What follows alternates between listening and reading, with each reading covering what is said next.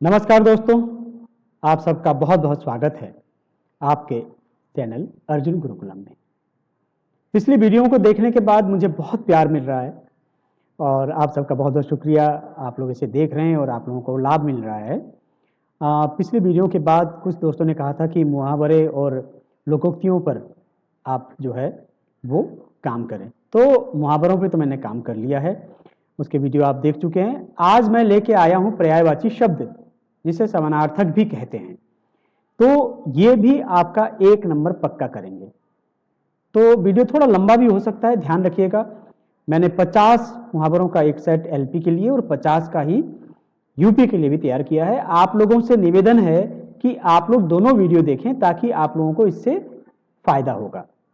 अगर आपको मेरा ये प्रयास अच्छा लग रहा है तो आप लोग इसे लाइक जरूर करें, अपने दोस्तों को भी भेजें ताकि उनको भी फायदा हो जो इस परीक्षा की तैयारी कर रहे हैं, असम टेट की, सी टेट की तैयारी कर रहे हैं। तो आइए शुरू करते हैं। पर्यायवाची शब्दों किसे कहते हैं? पर्यायवाची शब्द,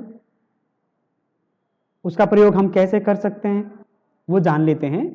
पर्याय का अर्थ होता है समान तथा वाची का अर्थ है बोले जाने वाले, अर्थात जिन शब्दों का अर्थ एक जैसा होता है उन्हें पर्यायवाची शब्द कहते हैं। इसे ऐसे भी कहा जा सकता है कि पर्यायवाची शब्द उन्हें कहते हैं जब भिन्न भिन्न शब्दों का अर्थ समान हो, अर्थात एक ही शब्द के स्थान पर समान अर्थ वाले अलग अलग शब्द प्रयोग किए जा सके। इसी कारण इन्हें समानार्थी शब्द के नाम से भी जाना जाता है। जैसे सूर्य, दिनकर, दिवाकर, रवि, भास्कर, भानु, दिनेश, इन सभी शब्दों का एक ही अर्थ है सूरज। एक बात मैं आप लोगों से कहना चाहूंगा कि पर्यायवाची शब्दों का प्रयोग जो है वो बहुत सावधानी के साथ करिएगा, क्योंकि एक ही शब्द होता है और उसके कई अलग शब्द होते हैं समान। जैसे मान लीजिए पानी, यानी पानी का मतलब एक सिंपल पानी जिसको हम पीते हैं, और उसका एक होता है नीर। नीर कहते हैं जब आंखों से आंसू निकले तो उसे पानी नहीं बल्कि नीर कहते हैं। जब हम साहित्यिक शब्द का प्रयोग करते हैं, साहित्य में जब इसका प्रयोग करते हैं तो कविताओं में तो हम इसको नीर कहते हैं। जल यानी पानी, वो भी पानी है, लेकिन उसका प्रयोग जैसे पवित्र जल, गंगा जल के लिए हम लोग इसे जल कहते हैं, इसे पानी नहीं कहते हैं। उसी तरह आप लोगों ने कई बार देखा होगा कि जो हमारे मुस्लिम भाई लोग हैं वो मक्का मदीना जाते हैं, हज करने जाते हैं, उसके बाद जो पानी वो लेकर आते हैं उसे पानी नहीं कहते हैं, क्योंकि वो एक पवित्र जल है, उसे हम जमजम कहते हैं, उसे पानी नहीं कहते। इसलिए पवित्र जलों के पानी के लिए जल शब्द का प्रयोग करते हैं, जैसे नीर शब्द का प्रयोग करते हैं। तो देखते हैं कि 50 ऐसे पर्यायवाची शब्द जो आपके लिए बहुत इंपॉर्टेंट होने वाले हैं, परीक्षा में इनका आना संभव है। तो दोनों तरफ देखिएगा, एलपी के लिए जो बनाए हैं और यूपी के लिए। आप लोगों के लिए मेहनत कर रहा हूं। अगर आपको ये पसंद आए तो लाइक जरूर कीजिएगा, सब्सक्राइब कीजिएगा, अपने दोस्तों को भेजिएगा। शुरुआत करते हैं पर्यायवाची समानार्थक शब्द।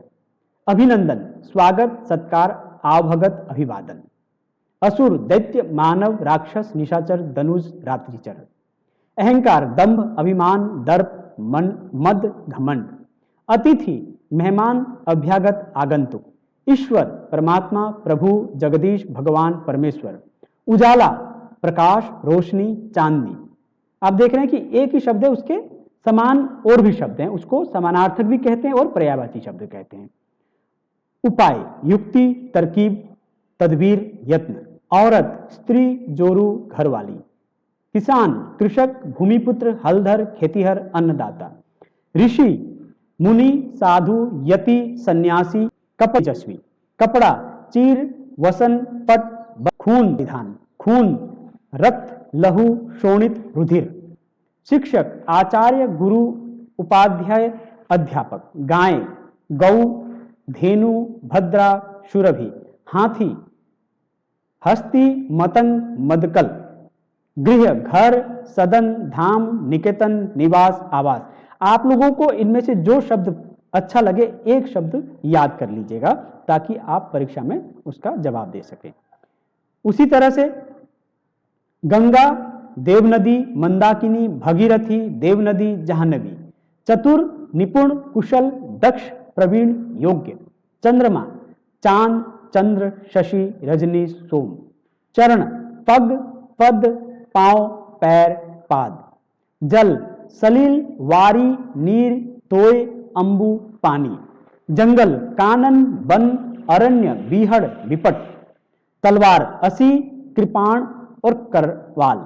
आपने देखा होगा कि जो सिख धर्म के अनुयायी हैं, जिन्होंने जिसको कहते हैं कि अमृतपान जिन लोगों ने छका होता है, वो कृपाण धारण करते हैं। इस तरह से आपने देखा होगा एक छोटा सा कटारी रूप, उसको कृपाण कहते हैं। और जो अमृत छकते हैं वो कृपाण का धारण करते हैं।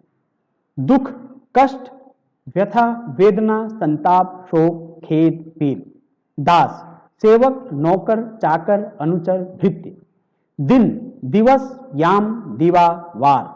दीन, गरीब, दरिद्र, रंक, निर्धन, कंकाल। कंगाल, कंकाल नहीं कंगाल। धरती, धरा, वसुधा, वसुंधरा, अचला, मही, रत्नगर्भा। नाव, नौका, तरणी, तरी। नया, नूतन, नव, नवीन, नव्य। अखमत नूतन नूतन वस्त्र बुली कुआ जाए अखमत अखमया भाषात कय नूतन नया। पक्षी, खगचर, द्विज, पंछी, विहंग, नभचर। पति, स्वामी, प्राणाधार, प्राणप्रिय। पुत्र, बेटा, आत्मज, सुत, तनुज, तनय।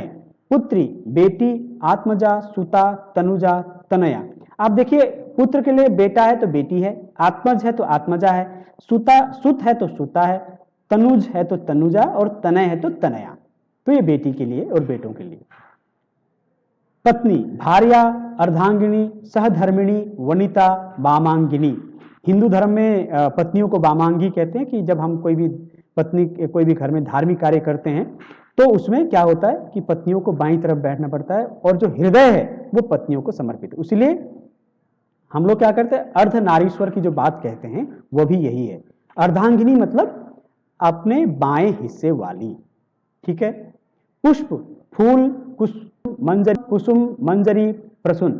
बंदर, बानर, कपि, हरि। भाई, तात, अनुज, अग्रज, भ्राता, भ्रातृ। नर, मनुष्य, नर, मानव, मानुष, मनुज। मित्र, सखा, सहचर, साथी, दोस्त। यम, सूर्यपुत्र, जीवितेश, अंतक, दंडधर, किनाश। युवरी, सुंदरी, श्यामा, किशोरी, तरुणी, नवयौवना। रात, रात्रि, निशा, रैन, यामिनी, शर्वरी, विभाभरी। लड़का, बालक, सुत, किशोर, कुमार। लड़की, बालिका, सुता, किशोरी, कुमारी, बाला, कन्या। वायु, हवा, पवन, समीर, अनिल, मारुत।